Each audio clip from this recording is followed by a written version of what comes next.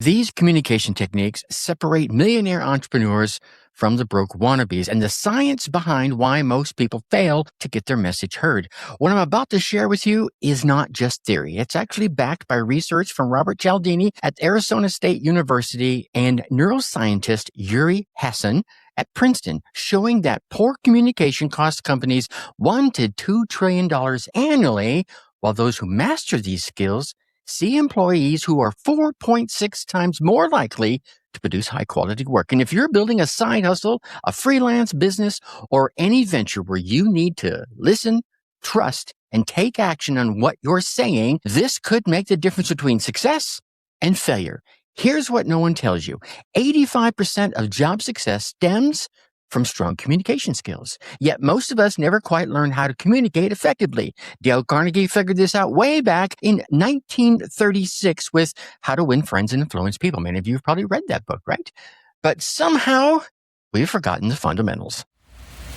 Your Success DNA podcast. Your success is in your DNA. Let me start by destroying two myths that have probably sabotaged your communication without you even knowing it. Myth number one, the famous 8-second attention span. You've probably heard that humans have shorter and shorter attention spans, and to the point that they're shorter attention spans than even goldfish.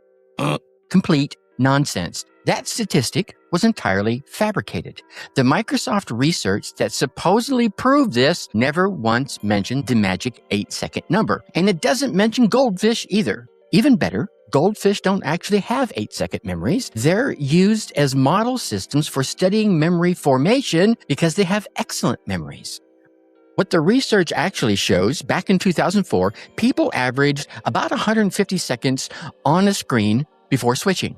By 2021, this dropped to 47 seconds. That's not an attention span problem, ladies and gentlemen. That's multitasking and a boring content problem. Here's the second myth, and this has been killing presentations everywhere. It's known as the 70-38-55 rule. You know, the one that says communication is 55% body language, 38% tone of voice, and only 7% words. Professor David Lepaco of Augsburg University put it perfectly. Mehrabian's research has been widely misinterpreted, and because of its limitations, any broad-based conclusions about the nature of communication simply cannot be derived from it. Here's what actually happened. Mehrabian conducted 2 tiny studies back in the 1960s with only women participants, focusing specifically on artificial situations where words contradicted tone and facial expressions. No actual conversations took place. No body language beyond facial expressions was studied. Yet somehow this became the golden rule of communication. The truth about this is much more nuanced, and it's much more useful for your life as well as for your side hustle. Okay, now that we've cleared there and got that out of the way, let's dive into what actually works. And I'm going to start with something I think is going to change how you think about every single interaction that you have from this moment forward. Your brain is literally designed to sync with storytellers. Yuri Hassan, a professor of psychology and neuroscience at Princeton University, discovered that when you hear a story, your brain waves start to actually synchronize with those of the storyteller. This process, which is called neural coupling, means that the neurons in your brain begin to fire in the same pattern as the speaker's brain. And here's where it gets a little bit more interesting. When captivated by an emotionally engaging story, your brain produces oxytocin. That's the bonding hormone that increases trust, it increases empathy, and it increases generosity. Dr. Paul Zak proved that people are far more likely to donate to a cause after viewing an emotionally impactful story. We've all seen them on those commercials.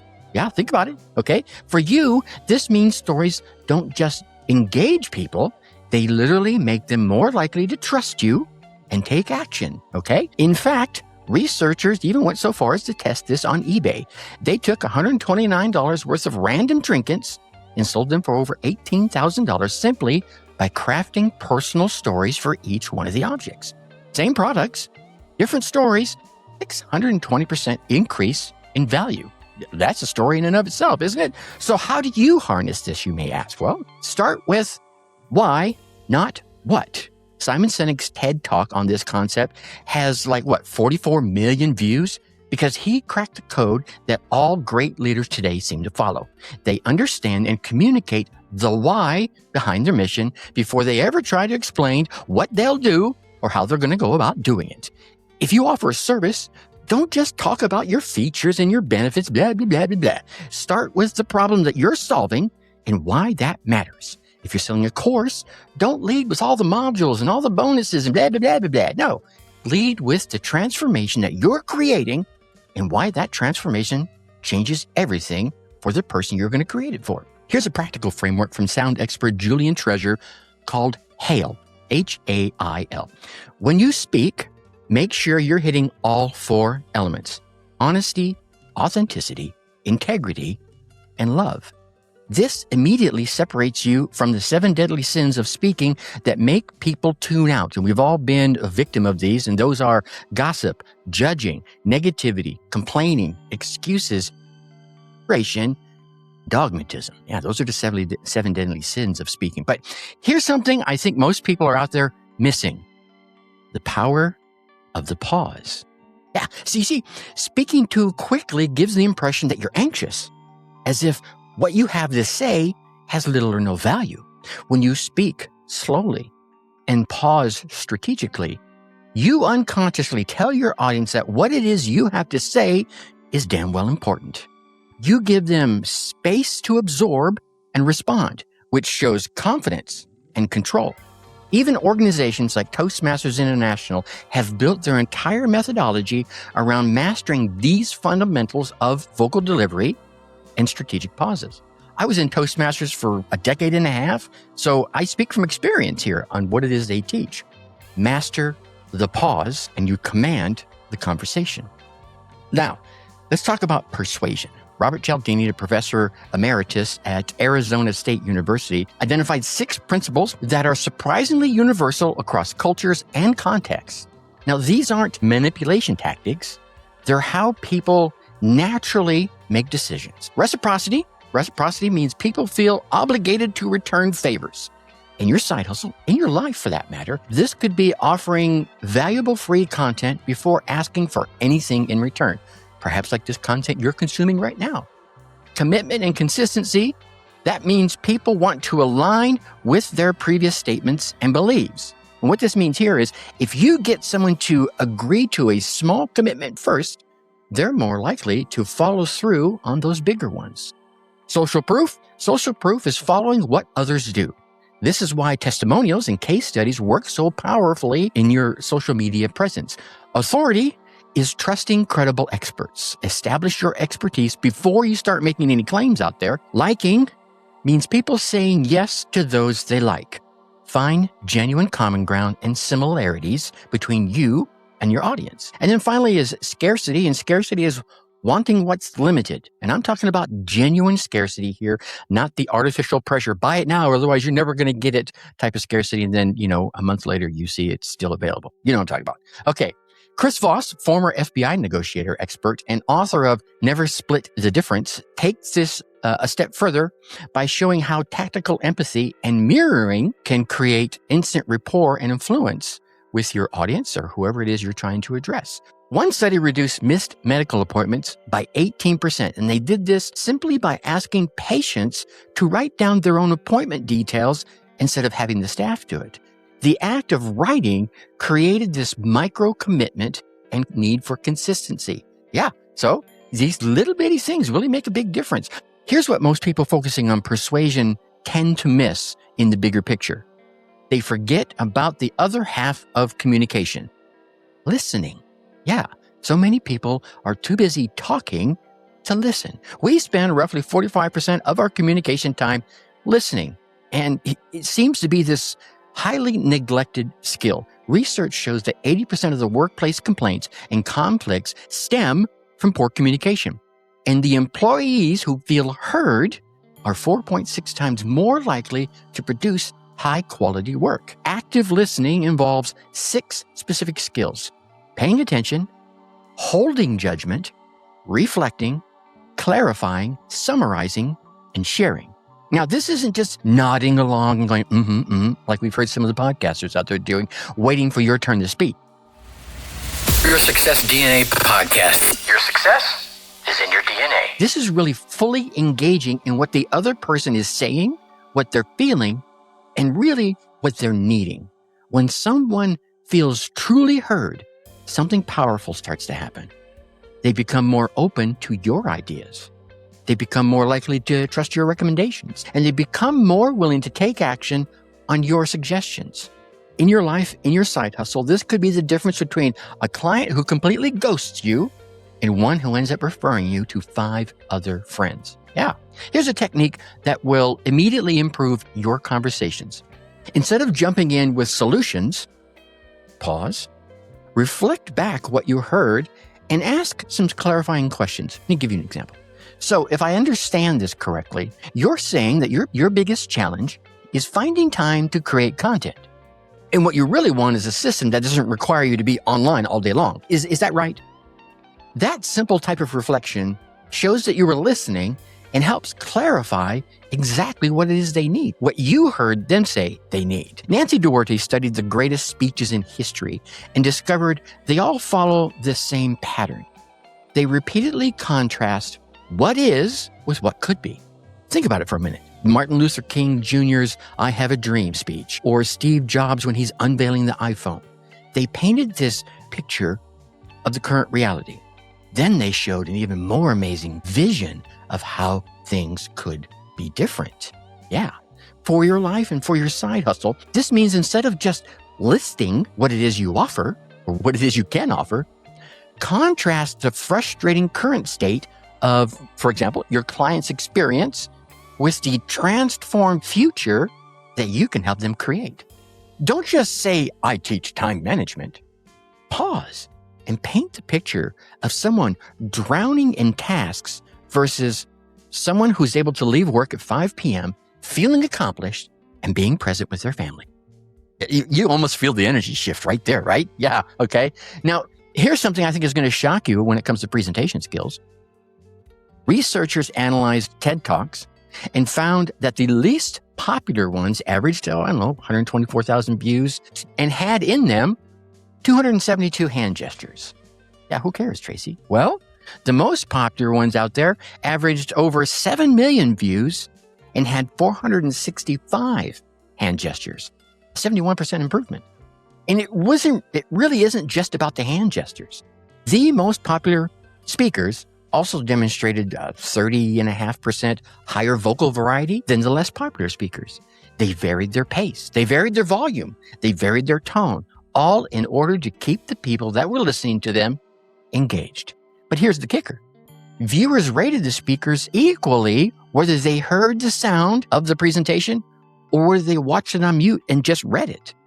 This means that the audience was assessing the credibility and the intelligence heavily on nonverbal signals before processing any of the words that were spoken or read for that matter. This doesn't mean flailing your arms around randomly or speaking like a robot trying to sound human. It means being genuinely animated about your message, using purposeful gestures to emphasize points and varying your vocal delivery to match your content, right? You don't want a pastor to be up there preaching fire and brimstone with a smile on his face, do you?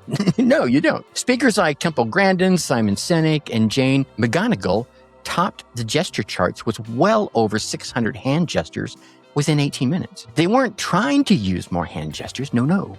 They were just so passionate about their message that the gestures just came out naturally. Now, let's get practical with some techniques that you can use as soon as you're done listening to this. You can use as soon as I tell you about it. First, use words that open up minds. You don't want to just do this whole closed-minded thing. You want to use phrases like imagine or consider. These literally open up the neural pathways to new ideas instead of triggering defense responses. Instead of saying something like, you need to understand this, sounds like a pretty passive comment, try something like this. Consider what would happen if, and then continue. It's a small shift, but it opens the mind to opportunities, okay? Second, you want to embrace the power of specificity. Instead of saying many people, say 73% of our clients, or whatever the number might be in your case. Instead of, it works really, really well, or super, super good, say, we typically see a 40% improvement within the first 30 days. You see, specific numbers feel more credible and they feel far more memorable. Third, use the contrast principle in your language. Don't just describe the damn benefits. Describe the cost of not taking action in using those benefits. Something like, while other people spend 3 hours every morning managing emails, our clients handle their entire inbox in 20 minutes and start their day focused on revenue-generating activities. Yeah, big difference. The benefits are in there, but now you're describing the cost of not taking action at the same time. And here's something crucial for your side hustle success. Understanding how communication norms are changing. 71% of workers believe the younger generation is changing formality standards, while older generations like me prefer email. 49% of our Gen Z workers prefer instant messages where they can show a little personality. You know what I'm saying? Okay. Plus, you got to think about that. That's what they grew up with. Folks like me, we learned about email. These folks grew up with a phone in their hand, it seems like. This means your communication strategy needs to be flexible. Know your audience and match their preferred style while still maintaining your core message's integrity. In 2024, 96% of workers preferred empathetic communication. And don't get me wrong, this is not about being soft. This is about understanding and acknowledging other people's perspectives and their emotions. When you communicate with empathy, people are like 12 times more likely to be engaged and to be motivated by your message. Here's a framework for empathetic communication. Acknowledge their situation, validate their feelings, and then offer your perspective or your solution. Here's an example of what I mean here. I can see why that deadline feels overwhelming, especially with everything else you have on your plate. That kind of pressure would stress anyone out, myself included. What if we broke this project down into smaller milestones so that you could see progress within a few days? You feel me? Can you feel the shift in that? Now, let's talk about one of the biggest communication mistakes I see many side hustlers making, many of my entrepreneurs out there.